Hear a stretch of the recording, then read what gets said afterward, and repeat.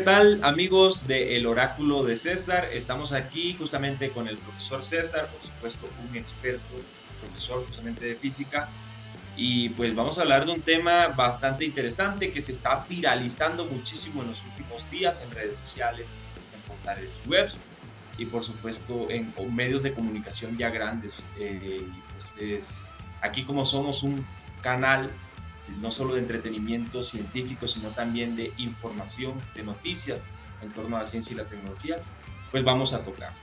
Estamos hablando de la corriente meridional de retorno del Atlántico. Profesor César, ¿cómo está? ¿Cómo lo trata el clima justamente por allá por Chile? Bien, muchas gracias Luis, un gusto saludarlos a todos ustedes. Aquí en Chile estamos en otoño, a puertas de ingresar al invierno. Y bueno, vamos a tratar un poco de la denominada AMOC, ¿cierto? Por sus siglas en inglés, el Atlantic Meridional Returning Circulation, que en el fondo es la corriente meridional de retorno del Atlántico, que en Chile no nos toca. Nosotros tenemos la corriente de Humboldt del Pacífico, pero vamos a hablar de esto porque, como tú muy bien dices, está en boga y está pegando mucho en las redes el día de hoy. Así es, y para comenzar, me gustaría preguntarte, profe César, el qué. ¿Qué es esta corriente? Y ya posterior a ello hablar de el por qué es tan importante, ¿no? En el ámbito de la regulación del clima. Bien, primero hay que entender que, bueno, estas corrientes que se dan en el Atlántico no es exclusiva del Atlántico, se da en todos los océanos y es una red, es realmente una cinta transportadora de corrientes a nivel mundial. Es también conocida como termohalina, con una H intermedia, termohalina, producto que dice relación con temperaturas y también con salinidad. Entonces, ¿qué pasa con esta corriente atlántica de retorno? Esta corriente se caracteriza principalmente por el transporte de agua cálida y salada desde los trópicos, desde la zona tropical hacia el norte, a través del Atlántico por medio de la corriente del Golfo, por el lado de África y Europa, no por el lado de América. ¿Ya?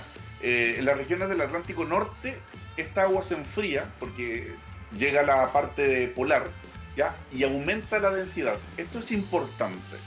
Cuando llega a la parte norte, se enfría y aumenta la densidad. ¿Qué ocurre con los objetos cuando aumentan la densidad? Se hunden. ¿Bien? Se hunden. No aceleran hacia abajo, solo se hunden. Eso es lo que provoca la densidad. Y comienza a viajar hacia el sur por las profundidades oceánicas, por supuesto, porque está hundida. Ahora, este proceso, fíjate que todo lo que te he hablado yo, hablo de movimiento de masas. ¿Mm? Tanto de desplazarse de sur a norte primero y luego de norte a sur, siempre por el Atlántico. Por lo tanto, esto produce corrientes. No es una onda. La onda no transmite materia. Esto es realmente una corriente que transmite materia. Entonces, este proceso de hundimiento y desplazamiento va a ser fundamental para la redistribución del calor y la regulación climática a nivel global, porque tal como lo dije, esta red termohalina es a nivel mundial. Claro, entonces ahí vemos cómo en este caso, en la zona de los trópicos, podríamos decir, parte del agua caliente y cuando llega justamente a las zonas polares, en este caso a través del Atlántico Norte, se enfría.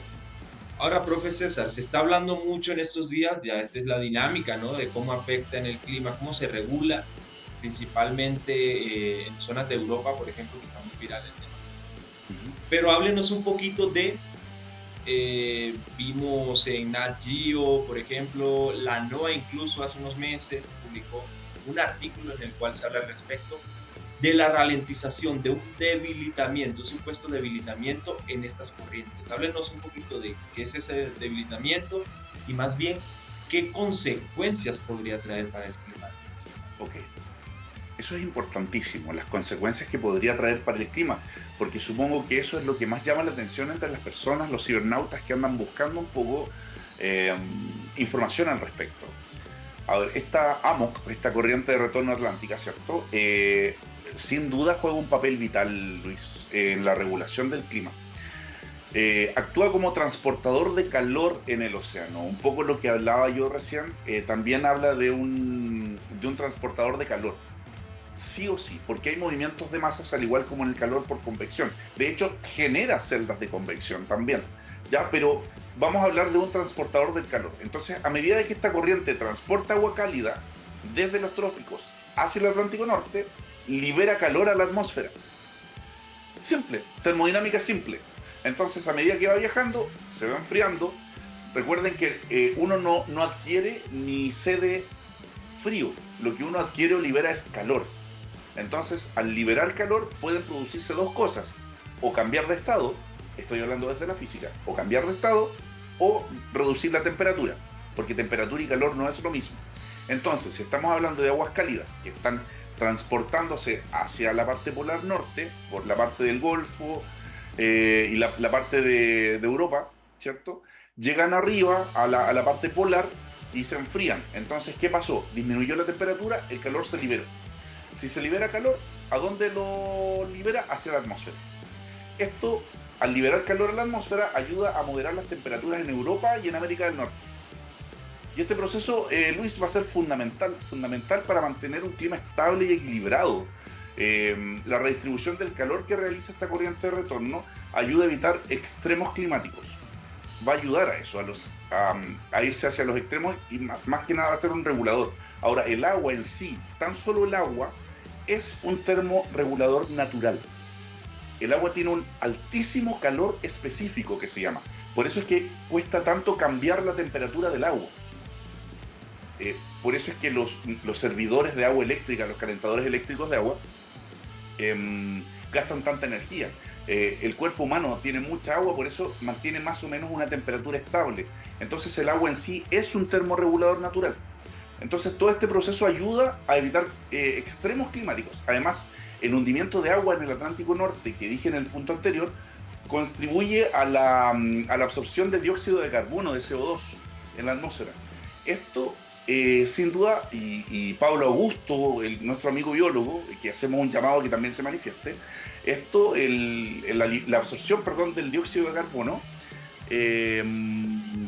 va a tener implicaciones por lo menos significativas, por lo menos para lo que es la regulación del clima global y la mitigación un poco de lo que está en boga, que es el cambio climático.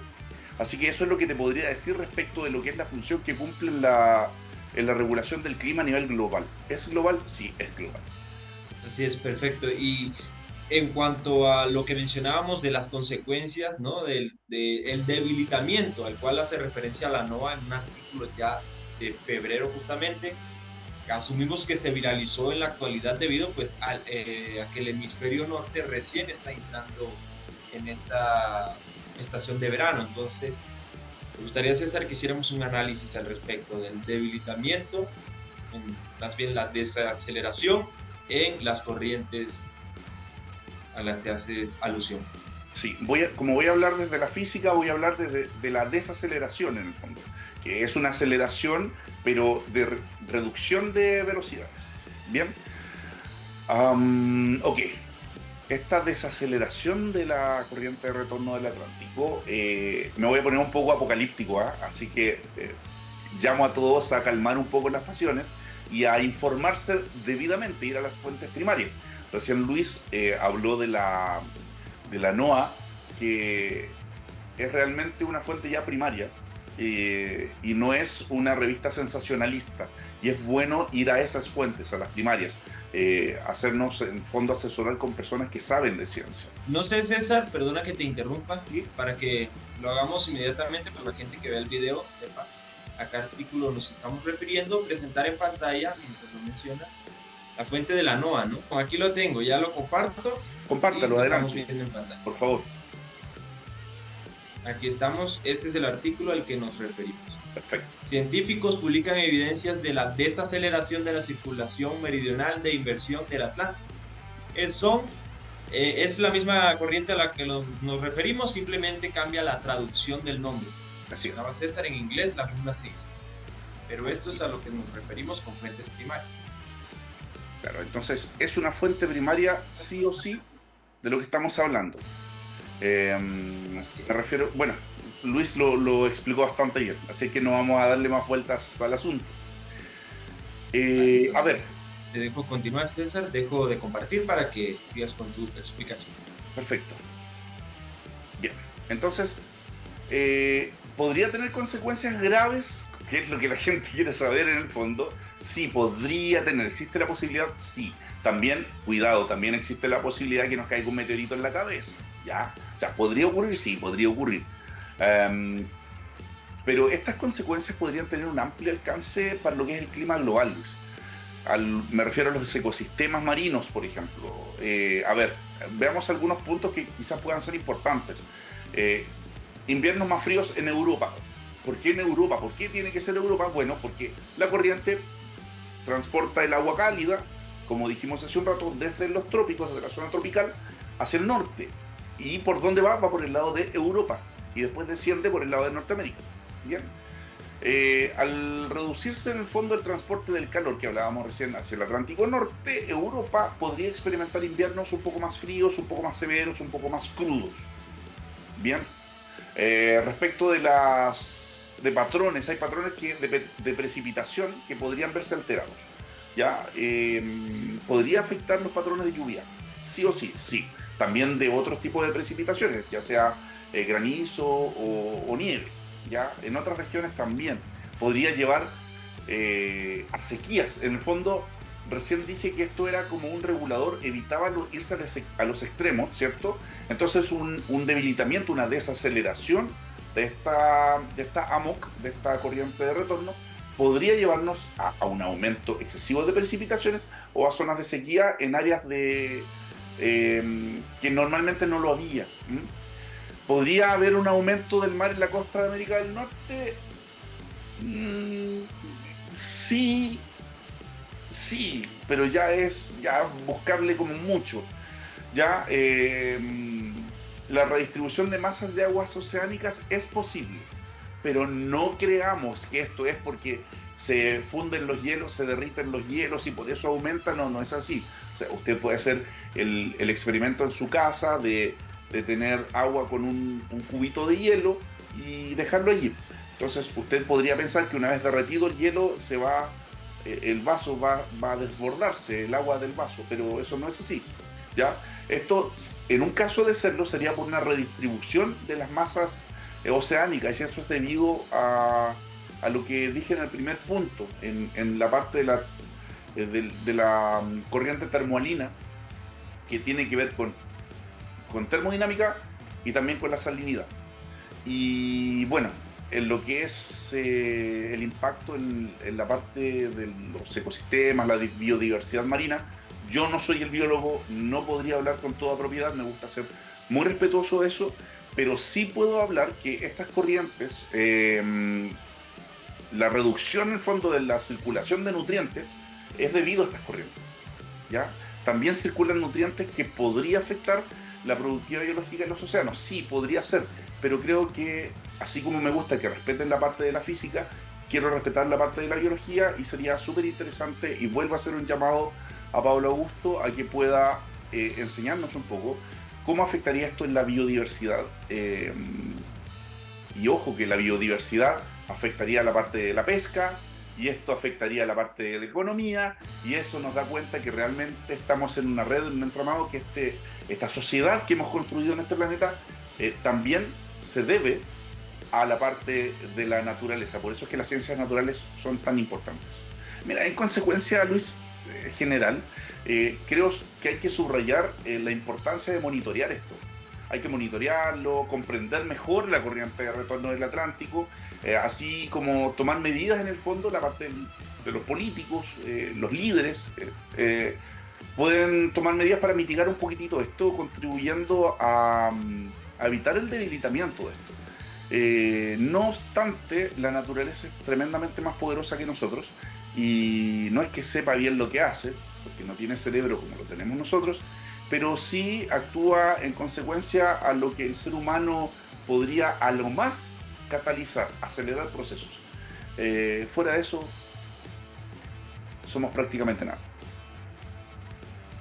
Perfecto, entonces estamos hablando de más calor en los trópicos, no se redistribuiría justamente este calor, y pues en las áreas, en este caso, polares, va a ser más frío.